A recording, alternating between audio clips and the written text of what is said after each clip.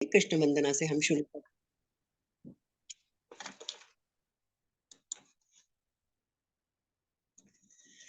वसुदेव सुतं देवं कंस चाणूरमर्दनम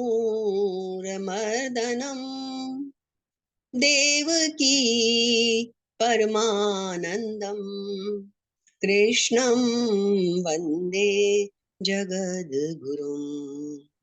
जगद्गुरु श्री कृष्ण के चरणों में प्रणाम। आप सबको हृदय से नमन। गीता की महिमा। गीता हृदय भगवान का सब ज्ञान का शुभ सार है। इस शुद्ध गीता ज्ञान से ही चल रहा संसार है। गीता परम विद्या सनातन सर्वशास्त्र प्रधान है। पर ब्रह्म रूपी मोक्षकारी नित्य गीता ज्ञान है।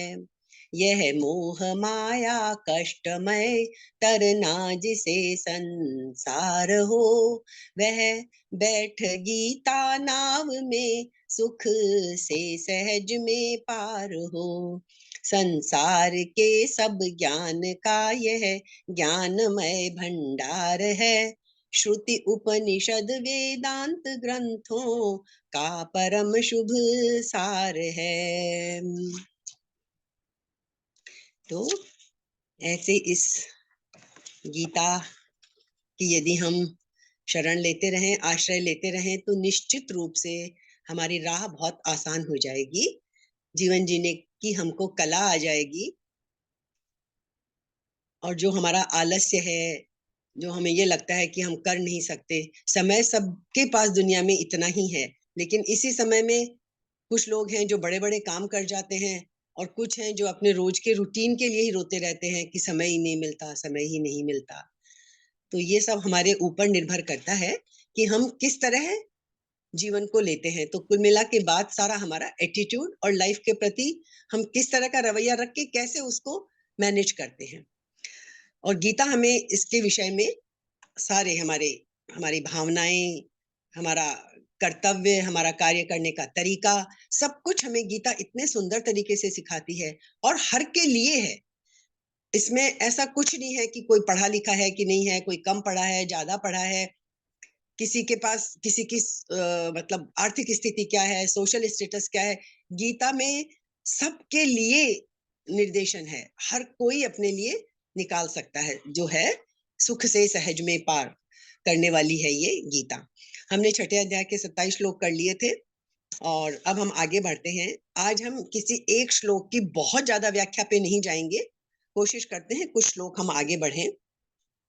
28, 29, 30, 31 और 32, ये 5 श्लोक में कृष्ण हमें बताएंगे कि किस तरह से जो उनकी बात को समझ के जो इस तरह कर लेते हैं, उन्हें क्या क्या मिल जाता है, उनकी क्या स्थिति हो जाती है। क्योंकि हम सब जानते हैं कि जब तक हमें ये नहीं पता होगा कि हमें ये करने से क्या मिलने वाला है, तब तक हमारी उसमें गति नहीं होती है। तो ये सब हम सुन रहे हैं। ये सारा सुनने के बाद में 33वें श्लोक में अर्जुन फिर पूछेंगे। अर्जुन, हालांकि अर्जुन अब बहुत आगे बढ़ चुके हैं, बहुत अच्छे शिष्य हैं, वो बहुत अच्छी तरह सुन रहे हैं और उनके मन में श्रद्धा है। ये सबसे पहली शर्त है, यदि हम गीता पढ़ने बैठे हैं तो कृष्ण और गीता के प्रति हमारी श्रद्धा होनी चाहिए। वैसे श्रद्धा हुए बिना हम बैठेंगे भी नहीं। हम कई बार बात करते हैं कि ग्रुप में कितने लोग हैं, कितने लोग सुबह सुबह उठ के इसको ज्वाइन करते हैं। सबके लिए दूसरी कई चीजें इंपॉर्टेंट हो जाती हैं, लेकिन श्रद्धा जिनकी है वो बैठते हैं, समय निकाल के भी बैठते हैं। तो ये हमें 33 में अर्जुन फिर क्वेश्चन करेगा हमें लोगों की तरह कि ये इतनी स्थितियां जो हम पढ़ रहे हैं, जैसा हमने देखा था 25वें श्लोक में, 26 में, 25वें में, उनमें कि कितना मुश्किल है हमारे लिए वो निर्विकल्प समाधि। तो ऐसे ही प्रश्न अर्जुन करेगा 33वें में। हम कोशिश करते हैं 32 श्लोक तक हम एक बार थोड़ा आगे बढ़ने की तैयारी करते हैं। तो 28वां श्लोक क्या है? युञ्जन्नेवं सदात्मानं योगी विगत कल्मषः सुखेन ब्रह्म संस्पर्शम अत्यंतम सुखम अश्नुते। बहुत सुख मिलता है उसको। ये कृष्ण बता रहे हैं किसको? जो पिछले श्लोकों में हमने पढ़ा कि एवं आत्मानम सदा युञ्जन, इस प्रकार अपने आप को सदा परमात्मा में लगाता हुआ। कृष्ण कहते क्या है, सब कुछ करो दुनिया में, पूरी तरह से अपने कर्तव्य करो। मतलब कृष्ण का तो ये कहना है कि कर्तव्य में इतनी सी भी चूक हमें नहीं छोड़नी है, कर्तव्य पूरा करना है, लेकिन कैसे? मन को हर वक्त परमात्मा में लगा के रखो, बस अंदर की स्थिति वो बनी रहनी चाहिए कि मन हमारा हाँ परमात्मा में लगा रहे। तो इस प्रकार अपने आप को सदा परमात्मा में लगाता हुआ, एवं आत्मानम सदा युंजन। और कैसा हो व्यक्ति? विगत कल्मष है, वो योगी कैसा है? पाप रहित है। योगी सुखे न, ऐसा योगी सुख पूर्वक ब्रह्म संस्पर्शम अत्यंतम सुखम अश्नुते, ब्रह्म प्राप्ति रूप अत्यंत सुख का अनुभव कर लेता है। यहाँ कोई धन दौलत मान पद प्रतिष्ठा की बात नहीं हो रही है। क्या कह रहे हैं कृष्ण? अपने आप को सदा परमात्मा में लगाता हुआ पाप रहित योगी, पाप रहित का हमने पिछले अर्थ देख लिया था, जो हम आमतौर पे पाप बोलते हैं वो नहीं, संसार में रचे बसे रहना ही पाप है, और हर वक्त परमात्मा में अपनी स्थिति और उसको महसूस करना वही सबसे बड़ा पुण्य है। तो ऐसा योगी सुख पूर्वक क्या प्राप्त कर लेता है? ब्रह्म प्राप्ति रूप अत्यंत सुख का अनुभव कर लेता है। ब्रह्म प्राप्ति रूप, जो कि सबसे बड़ा लक्ष्य है। तो अब इसका क्या अर्थ है, हम थोड़ा सा देख लेते हैं। वैसे तो क्लियर ही है। अपनी स्थिति के लिए जो हमने पहले पढ़ा था ना 26वें श्लोक में, कि भाई हमसे तो निर्विकल्प समाधि होती नहीं, तो हम लोगों को तो क्या करना है? मन को बार बार लौटा के लाना है। जहां जहां जब जब जैसे जैसे जिस जिस चीज में हमारा मन भटकता है ध्यान करते वक्त, हमें वहां वहां से अपने मन को लौटा लौटा कर लाना है। तो अपनी स्थिति के लिए जो मन को बार बार लगाना पड़ता है, अभ्यास करना पड़ता है, उस अभ्यास की बात यहाँ नहीं कर रहे हैं कृष्ण। उस किस की बात कर रहे हैं यहाँ? यहाँ तो क्या है, अनभ्यास ही अभ्यास है, कोई अभ्यास नहीं करना है। एक अंदर जैसे बोलते हैं ना कि सारी दुनिया के काम करते हुए, सब कुछ करते हुए, अंदर निरंतर उस प्रभु की स्मृति बनी हुई है, बस। तो अब उसके लिए कुछ करना ही नहीं है, वो एक अभ्यास पड़ गया, अब वो छूट ही नहीं रहा है। तो अनभ्यास, कोई अभ्यास नहीं करना, ऐसा व्यक्ति जब बन जाए कि वो सब कुछ कर रहा है, आपको आम व्यक्ति दिखेगा वो करता हुआ सब कुछ काम करते हुए, लेकिन अनभ्यास, कोई अभ्यास नहीं करना पड़ रहा, ना उसका मन कहीं भटक रहा है, अपना कर्तव्य कर्म कर रहा है, और अंदर पूरी तरह से परमात्मा को समर्पित है, वो परमात्मा की ही स्मृति उसे हर वक्त बनी हुई है। तो ये तो अनभ्यास थी अभ्यास है, अर्थात अपने स्वरूप में अपने आप को दृढ़ रखना। अपना स्वरूप क्या है हमारा? कि हम ईश्वर के अंश हैं, ये हमारा वास्तविक स्वरूप है। जो हम शरीर मन बुद्धि चित्त अहंकार इनको आत्मा मानते हैं, अपनी इंद्रियों में हर वक्त उलझे रहते हैं, वो हमारा वास्तविक स्वरूप नहीं है। तो अपने वास्तविक स्वरूप में अपने आप को दृढ़ रखना, इसका अभ्यास हमें करना है। इस अभ्यास में अभ्यास वृत्ति नहीं है, ये जो हम 28वां श्लोक कर रहे हैं, ऐसे अभ्यास में वह योगी क्या है? अहंता और ममता, इनसे रहित हो जाता है। ये जो मेरा मेरा का भाव है ना, मैं और मेरा, हमें यही तो दोनों छोड़ने हैं। मैं और मेरा, ये हमें छोड़ना है। तो वहां ऐसे योगी को सब कुछ करते हुए भी दुनिया में अहंता और ममता, तो ये ना तो अहंता रहती है और ना ममता रहती है, और ऐसा होना ही पापों से रहित होना है, और कुछ नहीं है। जिसमें पुण्य पाप की जो हम आमतौर पे व्यवहार के लिए बातें करते हैं वो अलग है, अहंता ममता से रहित होना ही पापों से रहित होना है। क्योंकि संसार के साथ अहंता और ममता का संबंध रखना ही सबसे बड़ा पाप है इस साधना के रास्ते पे। जिन्हें सांसारिक जीवन ही जीना है और मर जाना है तो ठीक है, फिर कोई दिक्कत नहीं है। तो ये चीजें हमने देखी। 15वें श्लोक में भी ये बात थी, युंजन नेवम, यहाँ भी है युंजन नेवम। वहां सगुण के ध्यान की बात थी, यहाँ निर्गुण के ध्यान की बात है। मैंने कहा ना, गीता में श्री कृष्ण हर तरह की चीज हमें बताते हैं। किसी के लिए कुछ नहीं, किसी सगुण उपासना करनी है करे, निर्गुण करनी है करे, समाधि में लगना है लगे, कर्मयोग के रास्ते चलना है चले, अपनी प्रवृत्ति पहचान के, और जो अच्छा लगता है वो हमें कर लेना है। ठीक है। ऐसे ही 15वें श्लोक में भी नियत मानसः वर्ड आया था, और यहाँ विगत कल्मषः वर्ड आया है, सुखे न ब्रह्म संस्पर्शम। हाँ, और क्या आया है? विगत कल्मषः, क्योंकि वहां परमात्मा में मन लगाने की मुख्यता है, तरीके अलग अलग हैं। वहां क्या है? परमात्मा में मन लगाने की मुख्यता है, और यहाँ जड़ता का त्याग करने की मुख्यता है, तरीके दो अलग अलग हैं। वहां परमात्मा में मन लगाने की मुख्यता है, और यहाँ जड़ता जड़ता का त्याग करने की मुख्यता है। तो वहां तो क्या है, 15वें श्लोक में हमने क्या देखा? परमात्मा का चिंतन करते करते मन सगुण परमात्मा में तल्लीन हो गया तो संसार अपने आप छूट गया। जब एक चीज में मन रम जाता है तो दूसरी चीज अपने आप छूट जाती है। किसी एक चीज में हमारा मन लगा हुआ है, दिन रात लगा हुआ है, लेकिन जब उसकी प्राप्ति हमें हो जाती है तो फिर हमारा उस चीज से ध्यान हट जाता है, दूसरी में लग जाता है। तो ऐसे ही वहां 15वें श्लोक में हमने क्या देखा, परमात्मा का चिंतन करते करते करते करते सगुण परमात्मा में मन हमारा तल्लीन हो गया तो संसार अपने आप ही छूट गया। और यहाँ इस 28वें श्लोक में क्या है, अहंता ममता रूप कलमश, कलमश माने पाप, अहंता ममता रूप कलमश अर्थात संसार से सर्वथा संबंध विच्छेद करके अपने ध्येय परमात्मा में स्थित हो गया। बात वो की वही है, बस ये फर्क है। तो दोनों का अर्थ एक ही है। वहां परमात्मा में मन लगा इसलिए संसार छूटा, यहाँ संसार को छोड़कर परमात्मा में स्थित हो गया। बात तो एक ही है, लक्ष्य वही है, होना परमात्मा।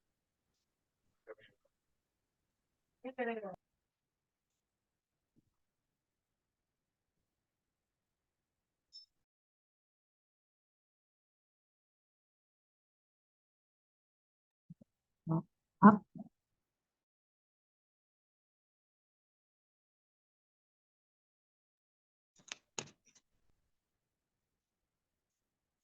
अब ठीक है?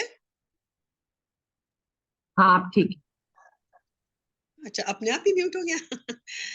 चलिए, कितनी देर हुई म्यूट हुए? नहीं नहीं, बस अभी हुआ था। अभी हुआ था, ओके। चलिए, तो बस हमने तात्पर्य समझ लिया। 15वें श्लोक में वो बात थी, 28वें श्लोक में भी तात्पर्य एक ही है। क्या, फिर से बोल देती हूँ। 15वें श्लोक में जो पढ़ा था वहां क्या है, परमात्मा में जब मन लग जाता है तो संसार अपने आप छूट जाता है। और यहाँ क्या समझाया है, संसार को छोड़कर जब हम परमात्मा में स्थित हो जाते हैं, होना परमात्मा में ही लगना है, तरीके अलग अलग हैं। फिर क्या आया, सुखे न ब्रह्म संस्पर्शम अत्यंतम सुखम अश्नुते। भाई क्या होगा ऐसा करने से, अत्यंत सुख की प्राप्ति होगी। छोटा मोटा सुख नहीं, अत्यंत सुख। उसकी ब्रह्म के साथ, ऐसा ऐसा जो योगी बन गया, उसकी ब्रह्म के साथ जो अभिन्नता होती है, मतलब अब ब्रह्म और ऐसा व्यक्ति जो 28वें श्लोक में हम पढ़ रहे हैं, अब वो अलग नहीं रहे, उसकी ब्रह्म के साथ अभिन्नता हो जाती है, ब्रह्म के साथ वो एक रूप हो जाता है। तो उसमें मैंपन का संस्कार ही नहीं रहता। मैं क्या हूं, वो उसकी मैं जो है वो खत्म हो जाती है। तो हमें ये मैं जो है वो जब हम खत्म कर देंगे, और वो हमने देखा जब कण कण में भगवान को देखेंगे, तो मैं तो रहेगा ही नहीं ना। फिर सब जगह वो ईश्वरी है, मैं तो कहीं नहीं हूं। तो ये मैंपन जो खत्म हो जाता है, वो संस्कार भी नहीं रहता, उसकी सत्ता भी नहीं रहती। हाँ, यही सुखपूर्वक ब्रह्म का संस्पर्श करना है। जब मैं खत्म हो जाए, इसका मतलब अब हमने ब्रह्म को टच कर लिया, ब्रह्म का संस्पर्श कर लिया। स्पर्श नहीं, संस्पर्श। मैंने पिछली बार भी कहा था, संस्कृत भाषा की सुंदरता, एक शब्द के आगे एक उपसर्ग लगाया, शांत और प्रशांत। पिछली बार हमने चर्चा की थी, शांत नॉर्मल शांत, प्रशांत विशेष रूप से शांत। हाँ, जैसे ज्ञान, उसके आगे वी लगा दिया, विज्ञान। ज्ञान एक अलग चीज है, विज्ञान यानी किसी चीज का विशेष ज्ञान, है ना। तो ऐसे ही संस्कृत की बात है, ये संस्पर्श हो जाता है।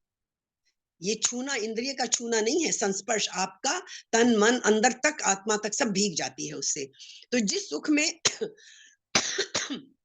सॉरी, अनुभव करने वाला और अनुभव में आने वाला, दो चीजें होती है ना। एक तो अनुभव करने वाला है, एक अनुभव में आने वाला है। ये दोनों ही वहां नहीं रहते इस 28वें श्लोक की स्थिति में। वह अत्यंत सुख है, वो है सबसे बड़ा सुख।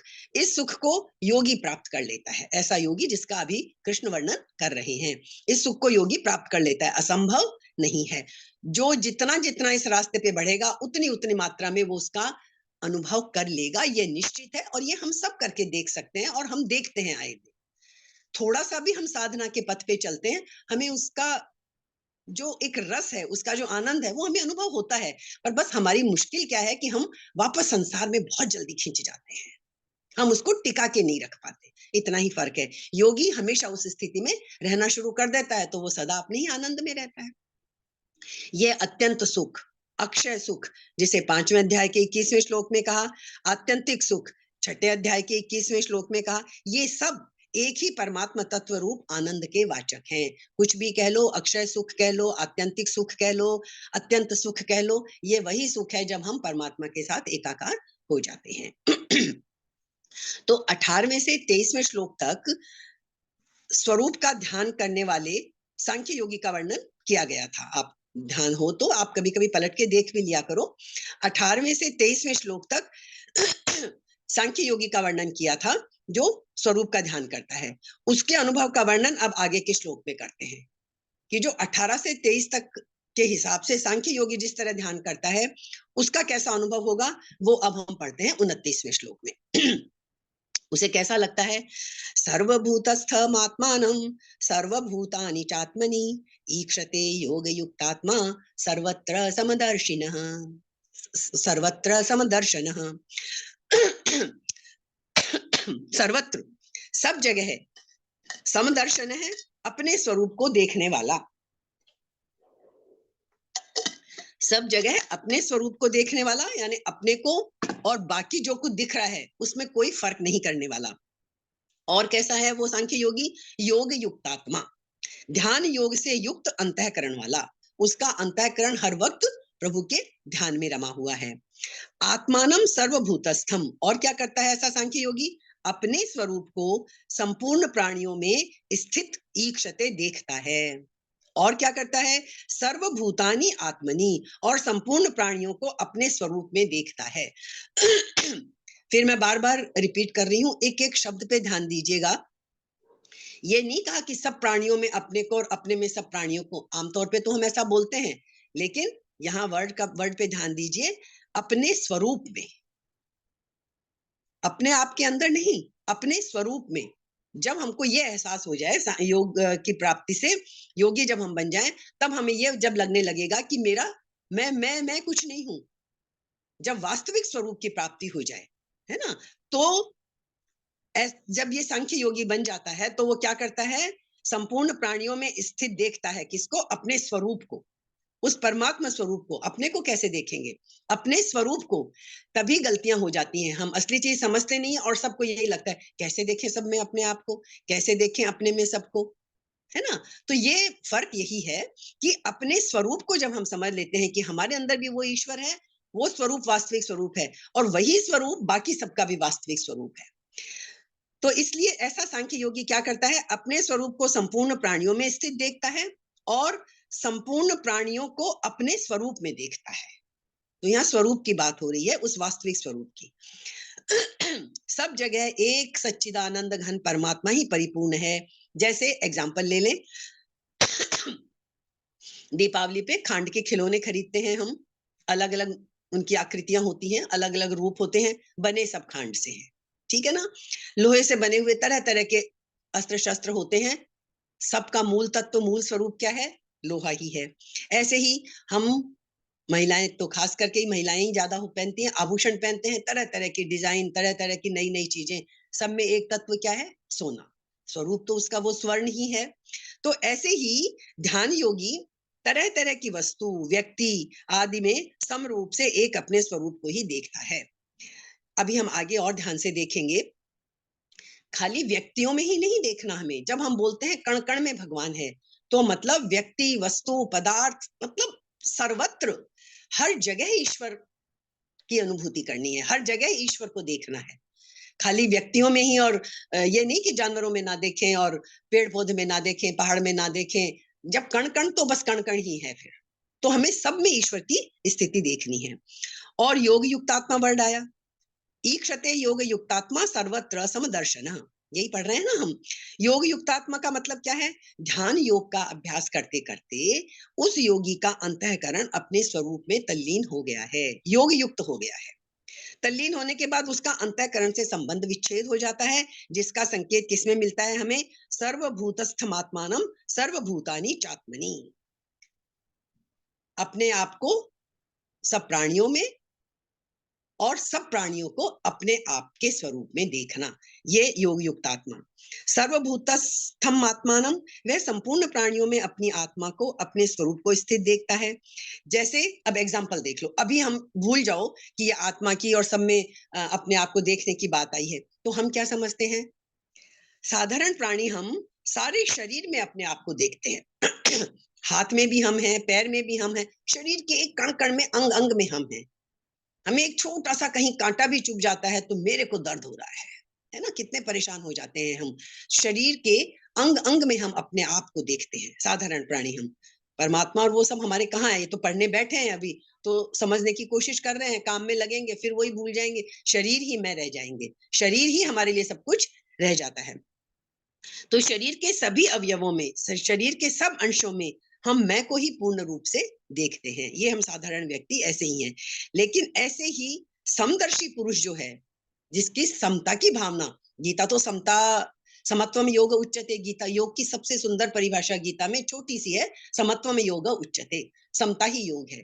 तो वो समता जब आ जाती है, समदर्शी पुरुष क्या करता है, सब प्राणियों में अपने स्वरूप को ही स्थित देखता है। जैसे अब नींद आती है, हमें नींद में स्वप्न आता है, तो नींद में हम क्या है, सब कुछ देख लेते हैं, कहाँ कहाँ पहुंच जाते हैं हम, कैसे कैसे लोगों की सैर कर लेते हैं, कुछ का कुछ हम स्वप्न में देख लेते हैं। पर नींद खुलने पर क्या होता है, वो सृष्टि हमें कहीं नजर नहीं आती। सपने में हमें सब कुछ दिख जाता है, स्थावर जंगम उद्भिज, मतलब जितने तरह की चीजें हैं सृष्टि में, सब दिख जाती हैं सपने में, है ना। आंख खुली और सब गायब, सब सृष्टि उस वक्त ही बना था। जागृत अवस्था में किसी जड़ या चेतन प्राणी पदार्थ की याद आ जाती है, जैसे अभी हम बैठे हैं, कोई प्राणी या कोई पदार्थ या कोई घटना है नहीं, वो अब घट चुकी है घटना, वो व्यक्ति हमारे सामने है नहीं, लेकिन यदि हम उसे याद करते हैं तो वो क्या है, मन से दिखने लग जाता है हमें। यहाँ हमारा मन इन्वॉल्व हो जाता है, तो हमें वही व्यक्ति, वही घटना, हम बार बार उसको महसूस करने लगते हैं, वह सब दृश्य। लेकिन जैसे ही हमारा मन हटता है वहां से, वो सब चीजें गायब हो जाती हैं, हम दूसरी चीज में लग जाते हैं। यही होता है ना, ये प्रैक्टिकल चीजें हैं जिनसे हम उस चीज को समझ सकते हैं कि जब हमारा मन जहां रमा है, जब हमारा जो सूक्ष्म शरीर छोड़ दीजिए, स्थूल शरीर में मन है, या मन कहीं और है, बुद्धि कहीं और है, मतलब हमारी ये जितनी जड़ चीजें हैं सब, ये जहां जहां हमारी हैं, वहीं वहीं हमारी वही दुनिया उस वक्त बन जाती है। कई बार हम देखते हैं भरी भीड़ के बीच में हम खोए रहते हैं, हमारे पास से कोई भी गुजर जाए, कोई कुछ भी बोल जाए, हम किसी और घटना में कहीं और, हमारा मन इतना गहरा लगा होता है कि हम कहते हैं अच्छा क्या कहा आपने, हमने तो सुना ही नहीं। और सत्संग में अक्सर ऐसा होता है, सत्संग में बैठते हैं, मन कहीं और चलता रहता है, फिर लौट लौट के आते हैं, अरे महात्मा जी ने क्या कहा था सामने। तो इसीलिए कहते हैं कि सब कुछ जहां मन होगा, हमारी स्थिति वहीं पहुंच जाती है। लेकिन जैसे ही हमारा ध्यान हटता है, मन हटता है, तो हम वापस वास्तविकता में आ जाते हैं। तो ध्यान योगी क्या करता है, संपूर्ण प्राणियों में अपने स्वरूप को स्थित देखता है। स्थित देखने का तात्पर्य क्या है, संपूर्ण प्राणियों में सत्ता रूप से अपना ही स्वरूप है। दिखने का मतलब कुछ दिखेगा नहीं उसे, बस वो ये बात मानेगा कि सत्ता रूप से जो स्वरूप मेरे अंदर है, सत्ता रूप से वही स्वरूप इस सामने वाले व्यक्ति में है, इस सामने वाली वस्तु में है। ये बस ये भाव होता है, इसका ये तात्पर्य है। स्वरूप के सिवाय दूसरी कोई सत्ता ही नहीं है, क्योंकि अब हम देख चुके हैं, और ये तो विज्ञान भी मान चुका है, विज्ञान भी कह दिया कि एनर्जी सिर्फ एक एनर्जी है, और कुछ दुनिया में है ही नहीं। हम जितनी वस्तुएं देखते हैं, जितना सब कुछ देखते हैं, सब उस एक एनर्जी का ही कन्वर्जन है, सब कुछ वो एक एनर्जी जो है वही सब कुछ में लक्षित हो रही है। तो संसार एक क्षण भी एक रूप रहता नहीं, ये तो आप मान लीजिए, संसार में तो चीजें हर क्षण बदल रही हैं, इसने मान लेना चाहिए कि वो तो सत्य नहीं हो सकता, प्रतिक्षण बदलता रहता है। यदि हम सोचें कि कल हमने जो देखा था वो आज भी हमको दिख जाए, असंभव असंभव असंभव। कल से अब तक तो पता नहीं कितना पानी नदी का बह गया है, कितने क्षण गुजर गए हैं, अगला क्षण ही समान नहीं रहेगा। 24 घंटे, कल की बात तो छोड़ ही दीजिए। तो परिवर्तन ही सत्य है, ये हम सब जानते हैं। संसार के किसी रूप को एक बार देखने पर अगर दोबारा कोई उसे देखना चाहे तो देख ही नहीं सकता।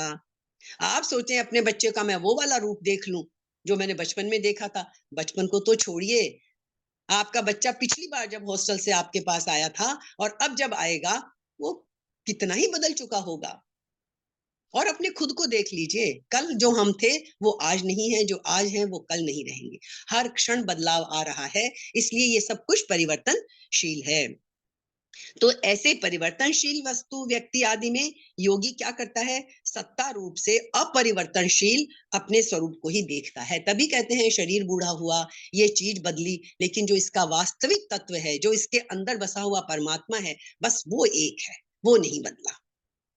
ये इसका मतलब है। सर्वभूतानि चात्मनि, वह संपूर्ण प्राणियों को अपने अंतर्गत देखता है, अर्थात अपने सर्वगत असीम सच्चिदानंद घन स्वरूप में ही सभी प्राणियों को तथा सारे संसार को देखता है।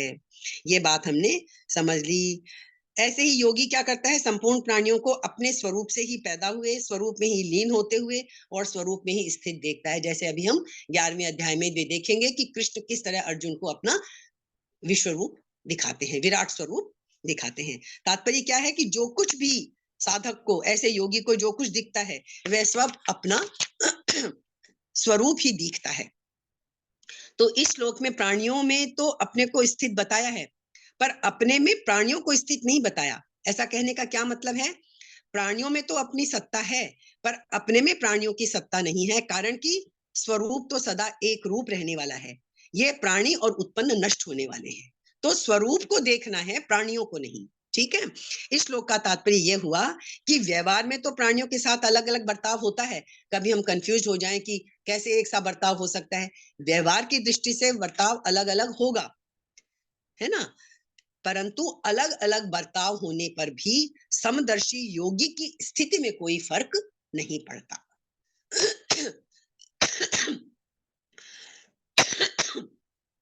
सॉरी, ये हमें समझाया गया है। अब हम आते हैं 30वें श्लोक पे। 14वें और 15वें श्लोक में सगुण साकार का ध्यान करने वाले जिस भक्ति योगी का वर्णन किया गया था, उसके अनुभव की बात। अब ईश्वर जिस जिस चीज का कृष्ण ने वर्णन किया था, सगुण भक्ति का पिछले में हमने देख लिया, 15वें श्लोक का। अब ये 14वें और 15वें श्लोकों में सगुण साकार का जो लोग ध्यान करते हैं, हमने कहा ना निर्गुण का कर लो, सगुण साकार का कर लो, किसी का भी कर लो, तो सगुण साकार का ध्यान करने वाले जिस भक्ति योगी का वर्णन किया था, उसके अनुभव की बात आगे के श्लोक में हमें बता रहे हैं। 30वें में क्या कहते हैं? ये आपने बहुत सुना होगा, बहुत प्रचलित श्लोक है।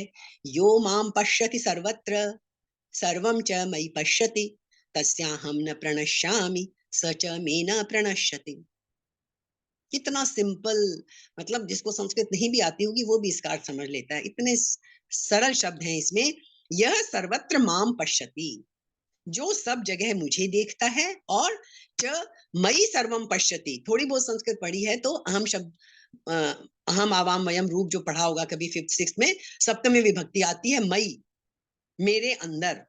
तो वो क्या करता है, जो भक्त सब में मुझे देखता है और मयि मुझ में सर्वम पश्यति। कृष्ण कह रहे हैं मतलब ईश्वर मुझ में सबको देखता है। उसके लिए क्या है, तस्य अहम न प्रणश्यामि, उसके लिए मैं अदृश्य नहीं होता हूं कभी भी, उसको मैं हमेशा दिखता ही हूं। हाँ, क्यों? क्योंकि वो खुद में भी मुझे देख रहा है, सामने की हर कण कण में भी मुझे देख रहा है, तो मैं अदृश्य कैसे हुआ उसके लिए? जितनी चीजें हमारी आंखों के सामने है, जितने हमारे इंद्रियों से हमारे अनुभव में आने वाली चीजें हैं, जब हम सब में ईश्वर की अनुभूति करेंगे, ये देखेंगे कि इसमें भी ईश्वर का स्वरूप है, स्वरूप रूप से है वो सामने। चाहे हमारे सामने कुत्ता है, बिल्ली है, कोई और जानवर है, कीड़ा है, मकोड़ा है, इंसान है, पहाड़ है, पेड़ है, पत्थर है, कुछ भी है, तो व्यवहार की दृष्टि से वो अलग है, ठीक है ना। लेकिन जब कण कण में भगवान है, तो स्वरूप की दृष्टि से जब हम ये देखेंगे कि उसमें भी ईश्वर है, उसमें भी ईश्वर है, तो ईश्वर हमसे अदृश्य हो ही नहीं सकता। ये कहने का मतलब है कि तब वो, मैं उसके लिए अदृश्य नहीं होता हूं, और सह में न प्रणश्यति, और वह मेरे लिए अदृश्य नहीं होता। ऐसा व्यक्ति हमेशा ईश्वर की नजर में रहता है, क्योंकि वो जिसकी भी नजर में है उसमें भी ईश्वर का स्वरूप है। तो इसलिए ना तो ऐसे व्यक्ति के लिए ईश्वर कभी अदृश्य होता है, और ना वह ईश्वर के लिए अदृश्य होता है। ये इसका सॉरी मतलब है। तो जो भक्त सब देश, काल, वस्तु, व्यक्ति, पशु, पक्षी, देवता, यक्ष, राक्षस, पदार्थ, परिस्थिति, घटना, मतलब कुछ मत छोड़िए, सब में मेरे को देखता है, तो बस फिर सब जगह ईश्वर ही ईश्वर है। एक कहानी कभी है, वो कोई खास चर्चा हम उसके नहीं करते। जब एक बार ब्रह्मा जी बछड़ों और ग्वाल बालों को चुरा कर ले गए, तब कृष्ण ने क्या किया, वो स्वयं ही बछड़े और ग्वाल बाल बन गए। 1 साल तक ये लीला चलती रही। ये कहानी हमने सुनी थी बचपन में। 1 साल तक वो लीला चलती रही, कृष्ण खुद ही बन गए। तो उस ग्वाल बाल और बछड़ों में क्या, उनकी हर चीज, चाहे उनके सींग हैं, चाहे उन्होंने कुछ पहन रखा है, चाहे उन्होंने हाथ में कुछ, मतलब कण कण वाली बात जो है ना, वो इस कहानी से हमें पता चलती है। हम अपनी कहानियों को बस सुन के ऐसे ही छोड़ देते हैं, पौराणिक कथाएं, उनमें सब में वही दार्शनिक तथ्य छुपे हुए हैं, है ना। तो वो बछड़े ग्वाल बाली नहीं, प्रत्युत उनके बेंत, सींग, बांसुरी, वस्त्र, आभूषण सब भगवान कृष्ण स्वयं बन गए थे। ये लीला 1 वर्ष तक चली, किसी को इसका पता नहीं चला। वो तो बाद में जब बलराम जी को एक दिन समझ में आया, उन्होंने देखा, कुछ उन्होंने देखा तो उन्हें जब ध्यान में बैठे तो बड़े ध्यानी थे, तो उन्हें पता चला कि ये तो इस तरह की बात हुई है और ये कृष्ण ही सब कुछ बना हुआ है। और क्या कहते हैं, सर्वम च मयि पश्यति। और जो भक्त देश काल वस्तु व्यक्ति घटना परिस्थिति आदि को मेरे ही अंतर्गत देखता है। जैसे गीता का उपदेश देते समय अर्जुन के द्वारा प्रार्थना करने पर हमने अभी चर्चा की थी, भगवान अपना विश्व रूप दिखाते हुए क्या कहते हैं कृष्ण को, चराचर सारे संसार को मेरे एक अंश में स्थित देख। 11वें अध्याय का 7वां श्लोक, यही कस्थम जगत कृत्स्नम पश्य अद्य सचराचरम। अर्जुन, यह एकस्थम, इस मेरे स्वरूप में एकस्थ हुआ इस संपूर्ण संसार को पश्य अद्य, तू आज देख अर्जुन, सचराचरम, चर अचर सबको देख। 11वें अध्याय का 7वां श्लोक है। हम 11वें अध्याय पे पहुंचेंगे तो विराट रूप के दर्शन करेंगे। तो अर्जुन भी क्या कहते हैं कि मैं आपके शरीर में संपूर्ण प्राणियों को देख रहा हूं। विराट स्वरूप को देखने के बाद अर्जुन ने ये कहा, पश्यामि देवांस तव देव देहे सर्वांस तथा भूत विशेष संघान। 15वें श्लोक में जाके अर्जुन बोल देता है कि हाँ, आपके विराट रूप में मैं सब कुछ देख रहा हूं। तो संजय ने भी कहा कि अर्जुन ने भगवान के शरीर में सारे संसार को देखा। तत्रैकस्थम जगत कृत्स्नम प्रविभक्त मनेकधा। तात्पर्य क्या है कि अर्जुन ने भगवान के शरीर में सब कुछ भगवत स्वरूप ही देखा। ऐसे ही भक्त क्या करता है, देखने सुनने समझने में जो कुछ आता है उसको भगवान में ही देखता है और भगवत स्वरूप ही देखता है। ये इसका कहने का मतलब है। तस्याहं न प्रणश्यामि, भक्त जब सब जगह मुझे ही देखता है तो मैं उससे कैसे छिपूं, कहाँ छिपूं और किसके पीछे छिपूं। इसलिए मैं उस भक्त के लिए अदृश्य नहीं रहता, अर्थात निरंतर उसके सामने ही रहता हूँ। सच में न प्रणश्यति, जब भक्त भगवान को सब जगह देखता है तो भगवान भी तो भक्त को सब जगह देखते हैं, क्योंकि भगवान का ये नियम है कि जो जिस प्रकार मेरी शरण लेते हैं मैं भी उसी प्रकार उनको आश्रय देता हूँ। ये तो आपने सबने सुना होगा, हम पढ़ भी चुके हैं 4थे अध्याय में, ये यथा माम प्रपद्यन्ते तांस तथैव भजाम्यहम्। भक्त भगवान के साथ घुल मिल जाते हैं। जो जिस रूप में भगवान को भजता है भगवान उसे उसी रूप में अपना एहसास करा देते हैं। जिस रूप में भी भजो तुम, तो देखा है ना हमने, पत्थर में भी भगवान प्रकट होता है। कैसे होता है ये, आप जोड़िए इन सब बातों को। ऐसे ही पत्थर में भगवान प्रकट हो गया, हमने पत्थर में भगवान को देख लिया तो हमारे लिए वो पत्थर ही तो भगवान हो गया ना। ये कोई वो नहीं है कि अंधविश्वास है और पत्थर में भगवान को क्यों देखा और किसमें क्यों देखा। आप देख लो जहां भगवान को, है ना। तो तात्पर्य यह है कि भगवान के साथ घुल मिल जाते हैं जब हम, भगवान के साथ उनकी आत्मीयता एकता हो जाती है। अतः भगवान अपने स्वरूप में उनको सब जगह देखते हैं। इस दृष्टि से भक्त भी भगवान के लिए कभी अदृश्य नहीं होता। ना भगवान भक्त के लिए अदृश्य होता है ऐसे भक्त के लिए, और ना भक्त भगवान के लिए अदृश्य होता है। कितनी बड़ी बात है, आप हर वक्त प्रभु की नजर में हैं। इससे ज्यादा और क्या चाहिए हमें, है ना। कभी कभी हम मीटिंग्स में जाते हैं, कुछ ऐसे कोई सेलिब्रिटी होता है या कोई और होता है, हमारा मन करता है ना हमें देख ले, वो उचक उचकते हैं लोग। हाँ, क्या मोदी जी जा रहे हैं, लाखों की भीड़ है, लोग उचक उचक के उनको देखना चाहते हैं या हाथ मिलाने की इच्छा करते हैं। उन्हें क्या कुछ याद रहता है, क्या वो देखते हैं कुछ। पर एक नेता के लिए, किसी अपने प्रिय व्यक्ति की नजरों में हम आना चाहते हैं, तो सोचो इस उस परम पिता की नजरों में यदि हम आ गए हर वक्त, इससे बड़ी और क्या चीज चाहिए हमें। फिर हम क्या इन छोटी मोटी चीजों के पीछे भागेंगे, नहीं भागेंगे। शंका होती है यहाँ पे कि भगवान के लिए तो कोई भी अदृश्य नहीं है। वेदा हम समतीतानि वर्तमानानि चार्जुन भविष्याणि च भूतानि, 7वें अध्याय में 26वां श्लोक आएगा। तो फिर यहाँ केवल भक्त के लिए ही क्यों कहा भगवान ने। एक तरफ तो भगवान कहते हैं कुछ भी मेरे लिए अदृश्य नहीं है, तो यहाँ ये भक्त के लिए ये बात क्यों कही है कि वह मेरे लिए अदृश्य नहीं है, ऐसा क्यों कहा। समाधान है, शंका करिए मन में, तभी तो गीता समझ में आएगी। प्रश्न उठाइए मन में कि क्यों भाई, भगवान तो कहता है मैं सब सब मेरी नजर में है, तो अब ये भक्ति क्यों है। समाधान क्या है कि भगवान के लिए कोई भी अदृश्य नहीं है, तथापि जो भगवान को सब जगह देखता है उसके भाव के कारण भगवान भी उसको सब जगह देखते हैं। भाव तो चाहिए ना पहले। तो जो भगवान से विमुख होकर संसार में आसक्त है उसके लिए भगवान अदृश्य रहते हैं, क्योंकि उसके लिए संसार ही प्रमुखता से रहता है। ना हम प्रकाश है सर्वस्य, है ना? 7वें अध्याय में आएँगी सब सब शंकाएँ, समाधान मिलेगा सबका। भगवान के लिए अदृश्य रहता है ऐसा व्यक्ति भी जिसका भाव नहीं है। जितने अंश में उसका भगवान के प्रति भाव नहीं है, उतने अंश में वह भगवान के लिए अदृश्य रहता है। जितने अंश में भाव है, उतने में वो भगवान के लिए दृश्य रहता है। तो इसलिए ये नहीं समझना कि हमको योगी ही बनेंगे तभी नहीं, जितना-जितना हमारा भाव है, जितना-जितना हमारा अंश है, उससे खुश रहना है हमें। बस स्टेप बाय स्टेप, कण-कण करके आगे बढ़ना है। बस एक ही लक्ष्य रखना है हमें, थोड़े-थोड़े, थोड़े-थोड़े प्रतिदिन बस